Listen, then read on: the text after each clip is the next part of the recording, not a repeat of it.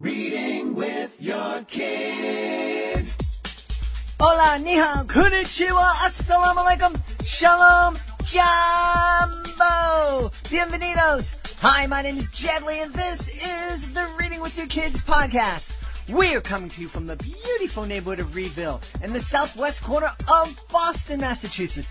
Thank you so much for being part of our beautiful Reading with Your Kids family. Please be sure to subscribe to the show on the iHeartRadio app, on Spotify, Amazon Music, Apple Podcasts, wherever you find your podcast. Our guest today is the illustrator of the Ordinary People Change the World series, Chris Eliopoulos. Hey, before our guest comes in, we gave a sneak preview of the Solve It for Kids podcast here on Reading with Your Kids, and it was so popular, it's like spun off. It spun off into its own thing. And my buddy, our dean of all things STEM and STEAM, Jennifer Swanson, is here to tell us a little bit about what's going on with this great new podcast. Hey, Jennifer, what's up? Hi, Jed. Oh, I am so excited about our new podcast. We've been getting some great reviews. Everybody wants to find out what's going on and meet and listen to some of our scientists and engineers. We have done how do you map an underwater forest? Yeah. We have done how do you cut a person in half safely, of course. Yep. Mm-hmm. We have talked about improving your connection with water by going on a water walk, and we have watched Vanessa Brantley Newton create illustrations that come to life. I took a water walk with my amazing niece. We had such a great time. I didn't fall into the water, but it was really, really fun. And I love the fact that all of our guests are giving our wonderful listeners challenges, really fun challenges that they can do together as a family. And that's so cool. Hey, tell everybody where they can find Solve It for Kids, because it's not on the Reading with Your Kids podcast. It's its own thing. So please, if you want to keep listening, go over to iTunes and Apple Podcasts and subscribe. And you can download all 4 of the first episodes that we have, plus listen to all the new ones we have coming out. You can also find on Stitcher Radio and, of course, through our website, solveitforkids.com. Jennifer, thanks so much. Thanks for letting me be part of this awesome, awesome, awesome podcast. Well, we make a great STEM team, don't you think? Absolutely, absolutely. All right, join us over at solveitforkids.com. Joining us right now from the beautiful state of New Jersey, he is a fantastic illustrator, and he's the illustrator of the Ordinary People Change the World series. Please welcome to the show, Christopher Eliopoulos. Chris, how are you? Good. How's everything going? It is going well. I was letting Chris know earlier that there's a tree crew outside. They're taking down this beautiful oak tree that is endangering some houses, and so we have a wood chipper right next to the studio wall. But thankfully, it's not bleeding in right now. So we're going to have a fun time here today. Give us the overview of the Ordinary People Change the World series, please. So, back in the day, Brad had looked around and saw his kids were basically looking at Disney princesses and sports figures as heroes, and being a history buff, he realized that maybe he had some better heroes for his kids. So he contacted me one day and said, let's do a series of children's books about these historic figures and what makes them impressive and great, and what qualities they have that our children can emulate. And so I got to work, and we pitched the series, and they loved it. And we're up to, I think, 24 books now. And basically they just are timelines of these figures, but more importantly, they tell the values that these figures had. And all throughout the books, they remain as children so that the kids can understand that these heroic figures were just like them at one point. They were little kids, so they have it within themselves to be amazing, just like the figures of the books. Yeah. Now, the most recent books that were released were I Am Anne Frank and I Am Benjamin Franklin. And I don't think anybody listening would think about either one of those two individuals as ordinary people. They did pretty extraordinary things. Right, right. That's the thing.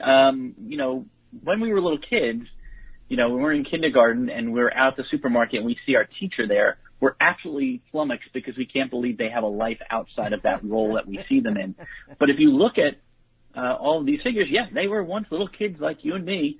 And, Abraham Lincoln, before he was a big giant marble statue, he was a little kid who used to like to read. And Benjamin Franklin liked to, figure out things when he was a little kid. And, obviously Anne Frank was a little kid. And we need to know that they are just like us. So there's a lesson to be learned for all of us that, we don't have to be born great. We can have greatness thrust upon us. I think that's a really important lesson for all of us to remember, because I don't think it's ever too late for any of us to become extraordinary in our lives, especially when we're dealing with others and finding ways to be kind and helpful to others. What's been your most favorite ordinary person to illustrate in this series?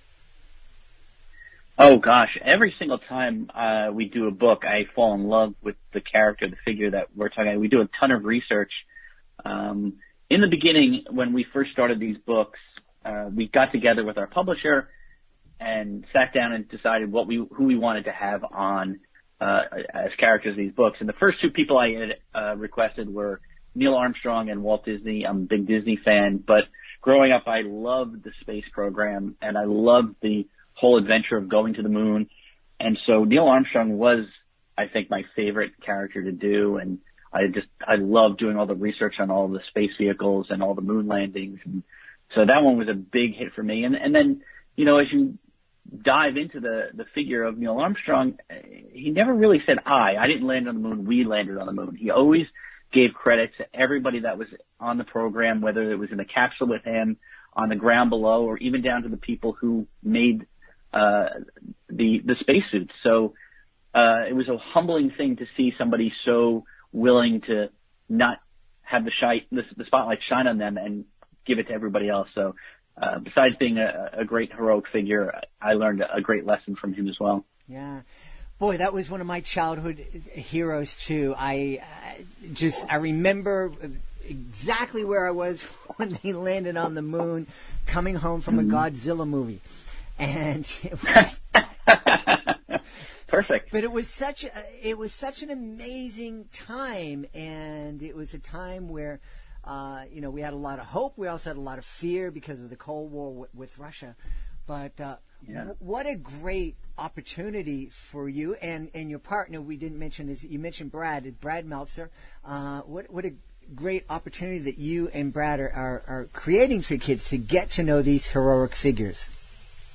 Yeah, that's the thing is, you don't realize how little people know about these figures. We've had adults come to us and say, I didn't even know that. I was reading the book to my child and I didn't know those facts. So we always try to find some things that are interesting tidbits. But yeah, it's a wonderful lesson we've learned. I think we found something that people were missing in their lives. They were missing the ability to look back at our past and learn from it. I think it happened that so many people loved it. We actually turned this into a TV show, and so on PBS, which really shows us that people have been starving for heroes these days. Yeah, absolutely. It's interesting as I'm looking on Amazon, and Iron Man Frank is a #1 new release in children's Holocaust books. Never knew that there would be that category.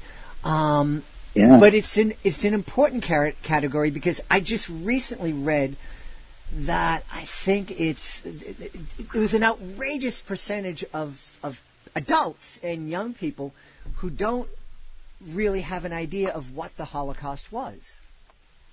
Right. Yeah, I saw the same article, and it really drove home the need for this. We choose these characters and do these books like well in advance of when they're released. So we had done this book, 9-10 months ago, not knowing that this would come out, that the fact that there are so many people who are unaware of the Holocaust or those who don't believe it happened or that it was fiction. Mm-hmm. And so, Anne Frank is the perfect symbol of this, who she never got to see what the rest of her life was going to be, and we didn't either. And it really stands for a lot of how horrible this idea of intolerance and hatred can be. And she still remained positive. If you read her diary, she was really positive about the future and about mankind in general. And I think it's an important lesson that we all need these days in a time when we seem to be very much divided socially and seeing people who, blame other people for things. I think remembering the Holocaust and revisiting and realizing how horrible it was is a necessary thing that we need to teach our children. Yeah, it's interesting. We are living in this time where everything seems to be catastrophized, that every insult or misspoken word turns into this huge thing. And then you have this example of Anne Frank, who is facing the end of her life in probably the most horrific moment in history, and yet she was able to stay positive. Yeah. I mean, it's funny because we had finished up the book just before the lockdowns had started in the pandemic, and I was, we had done the research, and you would start to see people online also complaining about having to be stuck at home, and luckily we have the internet and we have a way to communicate with each other. And you look back to what her and her family did. They were, 7 people living in this small apartment for upwards of about 2 years. Mm-hmm. And it wasn't something like, we just can't go outside because it's cold out, or we don't want to, be too close to people. It was like if they got discovered, they would be dead. Right. Like they would, be taken away. And we all, I felt like I learned a humbling lesson too. It's just to step back and say, let's realize how good we do have it and learn from those who had a really hard time with, their situation. And I think that's another positive that we can get out of this. When everybody's upset about being stuck at home, she teaches a lesson. It could be worse. So, it's been an interesting thing. We seem to always find these characters right at the time we need them before we even know we needed it. Like we had decided to do Gandhi at one point, and then just around the time of the election, the book came out. We were working on it, and everybody was so negative, and there was so much angst and hatred. And getting to do this book at the time was like, soul healing for me and Brad, because we just, started to realize that, to be mindful and to be peaceful, and peace is the answer, and being open to others is definitely the answer. So these books, I think, help us as much as they help the reader, mm-hmm. but I hope that we impart those feelings out there to the reader. Yeah. Tell us what, a few things we're going to learn that will surprise us about Benjamin Franklin. Wow. It's so funny is we all think of him as the guy who flew the kite, and he discovered electricity and, all that other kind of stuff. But, and helped found the country. But, there's a lot of things in here, like, how many family members, he had a family of 10, 12 brothers and sisters. Even at a young age, he was trying to figure out inventions. Like he learned how to he basically created, flippers to go swimming with. Mm-hmm. He was a voracious reader, and he was a printer's apprentice with his brother for a long time. It was just, there were so many facets to him. He was a great writer. He was an inventor, a scientist, but he was a statesman. He was a multitasker before that was a term.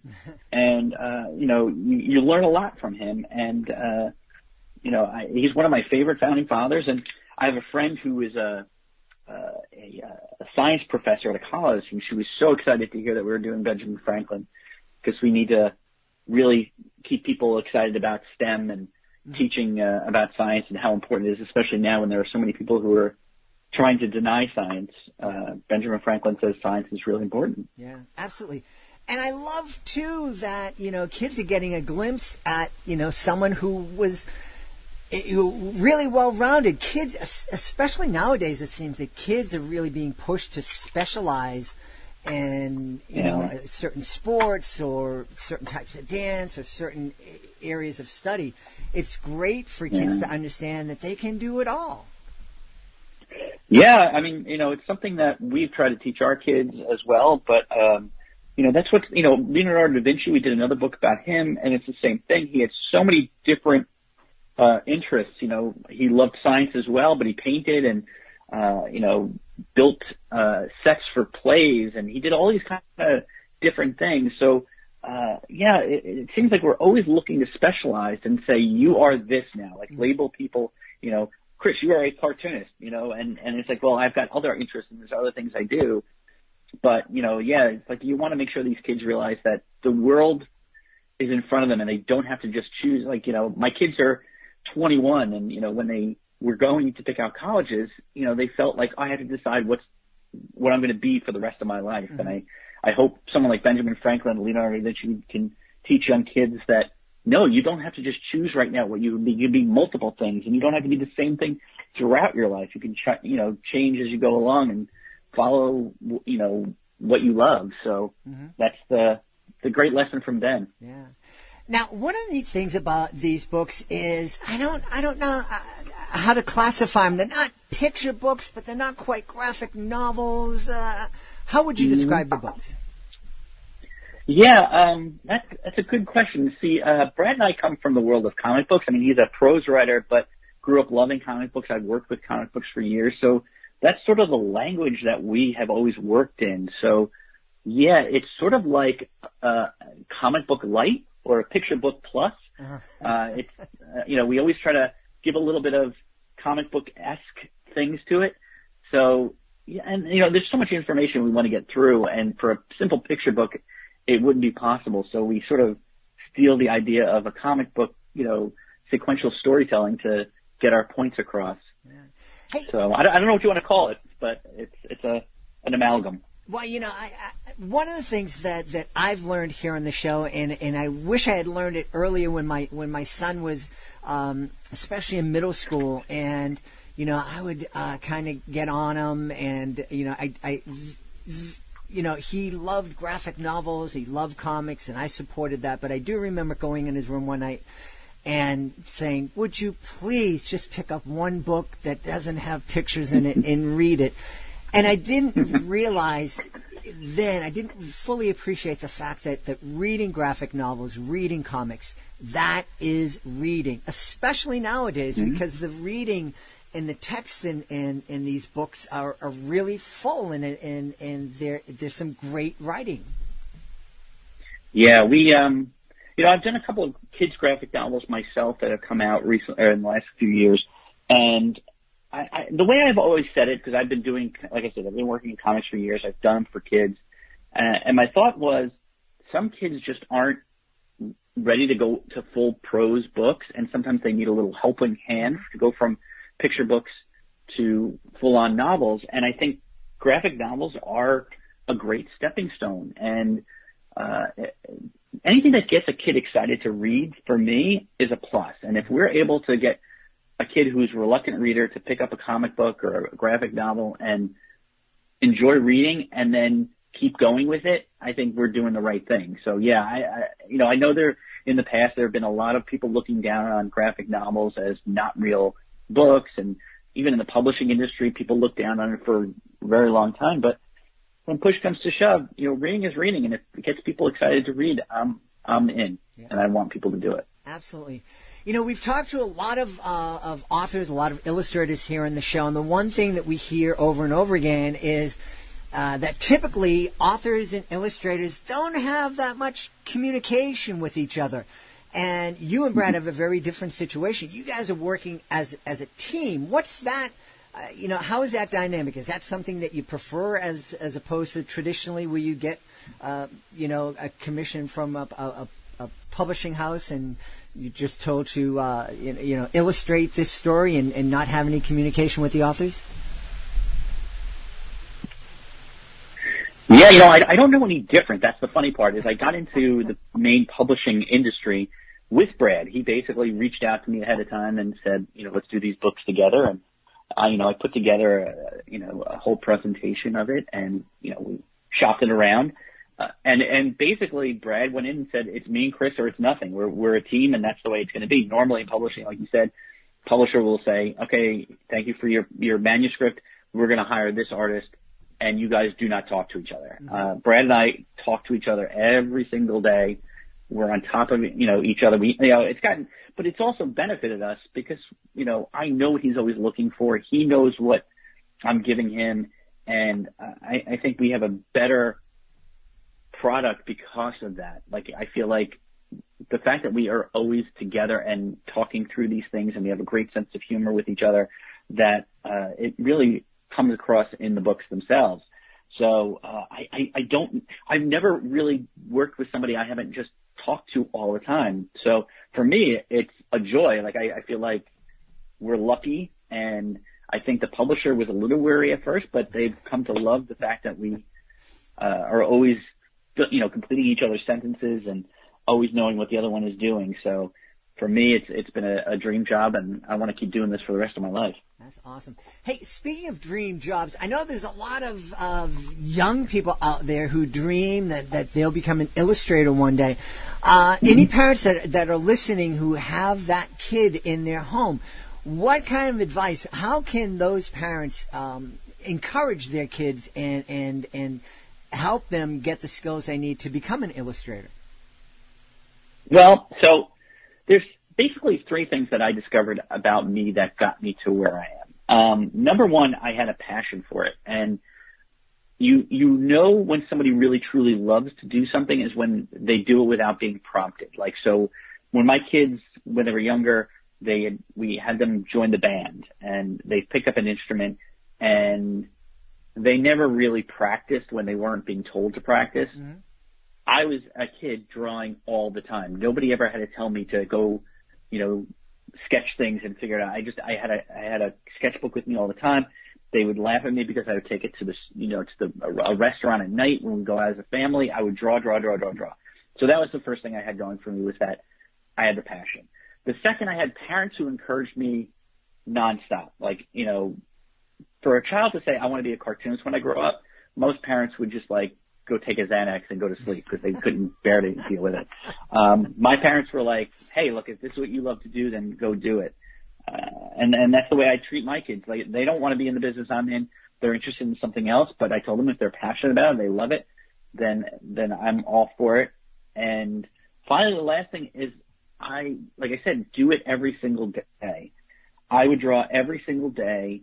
I would draw something new every single day. I didn't draw the same thing over and over again. I mean, I would do it until I got good at it. Like, I would draw a tree until I got to draw a good tree, and then I moved on to the next thing. And part of that is learning that you're going to draw so many things you never expected, especially like in these books that I'm doing now. If I didn't practice drawing every single day, a lot of the things I have to draw today, I would not be able to do. Mm-hmm. So those are the real three big things that I always suggest: is draw every day, have a passion for it, and have supportive family members who are willing to do it, whatever it takes to help you along. That's beautiful.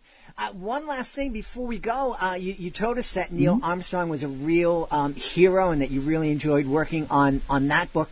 Was there a character that you found especially fun to draw in the series?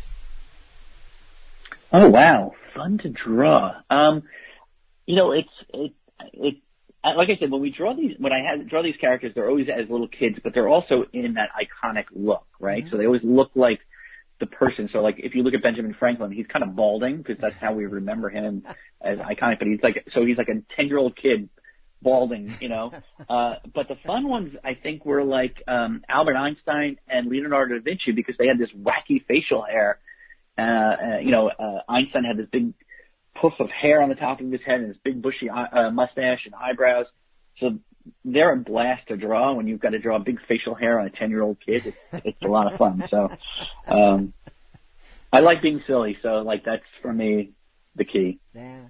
Hey, Chris, tell everybody where they can connect with you online to find out all the things that you're up to. Luckily, all my social media is pretty much the same, at Chris Eliopoulos. So if you're on Facebook, Instagram, or Twitter, it's at Chris Eliopoulos. And I'm just always posting new things that are coming up or little drawings that I do on the side. So feel free to follow along. Yeah. We've had a great time speaking to the illustrator of the Ordinary People Change the World series. And there's 2 new books out. I am Anne Frank, and I am Benjamin Franklin. Christopher Eliopoulos has been our guest today. Chris, thanks so much for being part of the show. Hey, thanks for having me. Please be sure to join us for the next edition of the Reading with Your Kids podcast. We will continue our celebration of graphic novels, comic strips, and illustrated stories with our guests, Dave Alvarez and Sean O'Reilly, the author and illustrator of Randolph the Reindeer. That's the next episode of the Reading with Your Kids podcast. If you are the author of a fantastic children's book, we would love to help you tell the world all about it. It's really easy. The first step is to go to our website, readingwithyourkids.com. Click on the Authors Click Here button at the top of the page. That'll give you a number of different options. First, you can scroll down to where it says Be a Guest. That's a great place to start. Being a guest, it's fun, it's easy, and it gives you the chance to tell thousands of people about your fantastic book. You can also find out about our Certified Great Read program. This has been such a difference maker for so many authors. If our panel believes that your book is worthy of 4 or 5 out of 5 stars, it becomes a certified great read. And with that status comes a number of really effective tools that can help your book stand out from the crowd of thousands of books that are published every single month. Check it out today, readingwithyourkids.com. Want to thank the folks who made today's show so very wonderful. Of course, we want to thank our guest, Chris Eliopoulos. Be sure to check out the Ordinary People Change the World series. Also want to thank my team, Alejandra Doherty, Fatima Khan. Want to thank my beautiful wife for all the support she gives me, but most of all, we want to thank you.